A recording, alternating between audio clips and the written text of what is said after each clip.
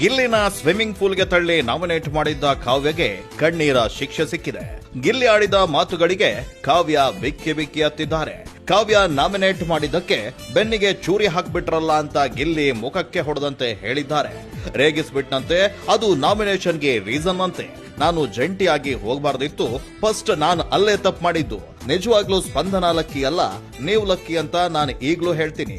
ಕಾವ್ಯಗೆ ನೀವು free product ಅಂತ ಗಿಲ್ಲಿ ಚುಚ್ಚು ಮಾತುಗಳನ್ನ ಆಡಿದ್ದಾರೆ. ಇದರಿಂದ ಕಾವ್ಯ ಬೇಸರಗೊಂಡಿದ್ದಾರೆ. ಇವತ್ತು ಅವನು ಹೇಳಿದ್ದನ್ನ ನನ್ನಿಂದ ತೆಗೆದುಕೊಳ್ಳಲು ಆಗ್ತಾ ಇಲ್ಲ ಅಂತ ಹೇಳಿ ಕಾವ್ಯ ಕಣ್ಣೀರು ಸುರಿಸಿದ್ದಾರೆ. ಆದ್ರೆ ಗಿಲ್ಲಿ ಇದನ್ನೆಲ್ಲ ಮಾಡಿದ್ದು ಒಲ್ಲದ ಮನಸ್ಸಿನಿಂದ. ನಿನ್ನೆ ವಿಲನ್ ಗಿಲ್ಲಿ ಹಾಗೂ ಅಶ್ವಿನಿ ಗೌಡಗೆ ಸೀಕ್ರೆಟ್ ಟಾಸ್ಕ್ ಅನ್ನ ಕೊಟ್ಟಿದ್ರು. ಆ ಟಾಸ್ಕ್ ನ ಅನ್ವಯ ಕಾವ್ಯಗೆ ಗಿಲ್ಲಿ ಕಣ್ಣೀರನ್ನ ಹಾಕಿಸಿದ್ದಾರೆ.